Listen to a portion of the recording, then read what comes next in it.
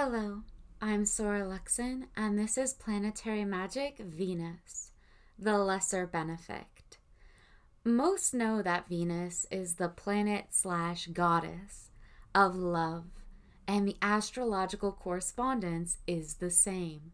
This is the planet of goddesses Inanna and Ishtar, the ever alluring morning and evening star throughout history, planet of pleasure, mysterious love, and emotion magics, and all the finer things of life. Out of the 7 traditional planets, Venus, like the moon, is clearly understood to be a very feminine planet. Its energies and correspondences within ceremonial and Enochian magics are always feminine in nature. In fact, Venus is all about nature. When we speak of Mother Nature, we are acknowledging these characteristics of Venus. Mother being feminine, nature being the physical manifestation of life and loving growth in all of its productivity. Mother Nature and Venus are, or are very nearly, interchangeable labels for the same. In the incorruptible tarot story of the soul, all of the major arcana are representative of a planet's rulership.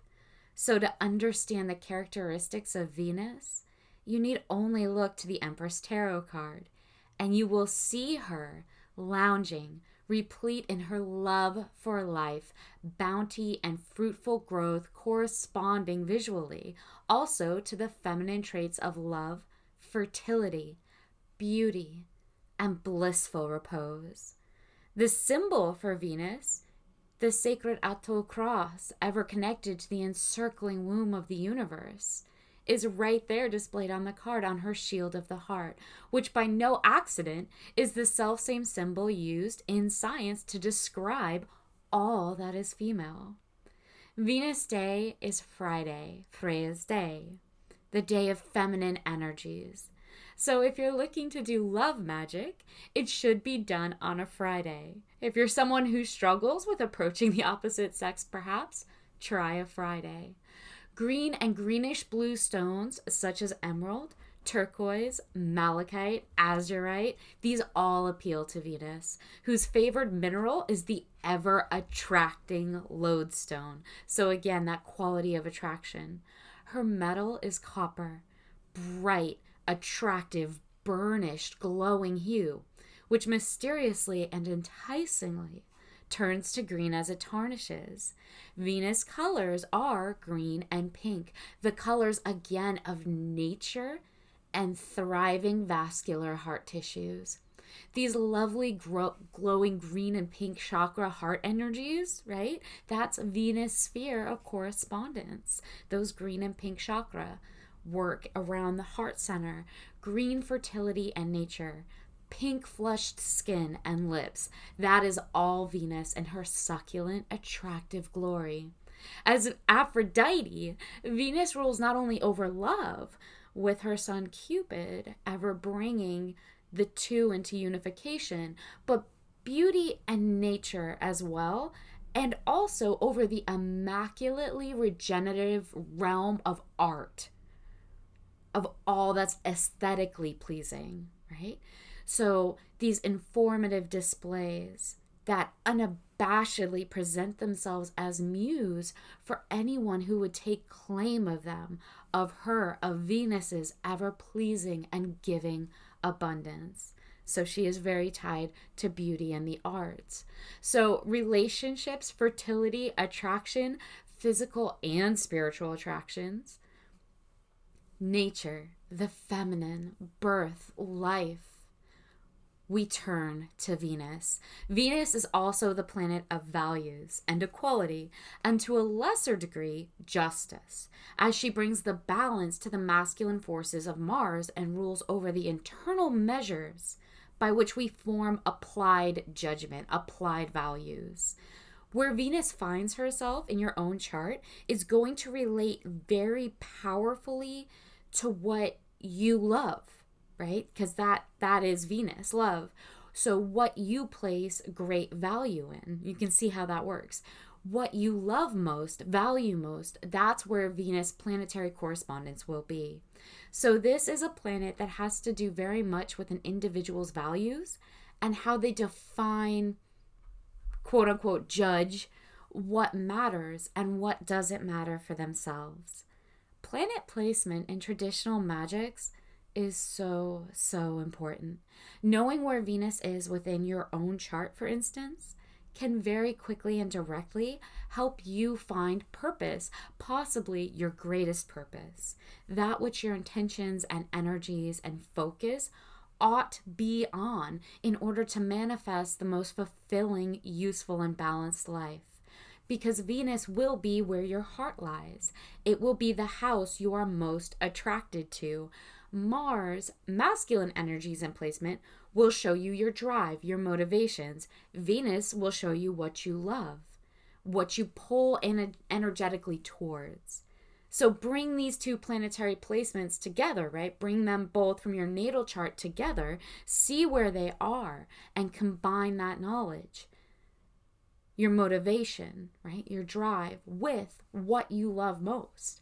And you have a shining roadmap for finding and evolving your best self, your actual purpose. Venus rules astrologically over Taurus and Libra, the signs of fixed earth, right? So you have Taurus, the sign of fixed earth, the material bull, nature and values. And then you have Libra, cardinal air, the balanced scales, relationships, marriage, justice, equality. So again, you can see Venus planetary characteristics reflected in the two signs she has rulership of. Now, some occultists will say that Venus is correspondent to wealth magics as well. Some occultists will find a way to claim that every planet and every sign in the zodiac is connected to wealth in one way or another, because it caters to a sycophantic, self-aggrandizing audience. For my own part, I would say that it isn't. Venus is about fruitfulness and bounty. Yes, she is. But that almost never has a correspondence to monetary growth or exchange of any kind, unless you're, I don't know, if you're an apple farmer who does Venusian fertility rites in the fields at Beltane for a ripe, healthy harvest, right, of plenty in the coming season, sure. In that specific instance, right, where you then sell those apples, I suppose Venusian magic is going to have some ties, some attribution towards your personal wealth. But generally, Venus is about life. It's about nature, birth, bounty. She is the feminine life force, those sorts and types of wealth. For monetary magics, you would be far better served an acknowledgement and reflection of Jupiter and Mercury, right? Planetary rulerships of expansion and commerce. If you have looked to Venus and Mars to find and be on your true best path, right, within your natal chart, and you are then applying those attributes of Venus's rulership to what you do for resulting resource success, which is going to happen if you're doing what you're meant to be doing, then that is a sort of Venus magic application for wealth, I suppose. But you can see it's nothing as oversimplified as doing some sort of Venus money spell. That's just ridiculous.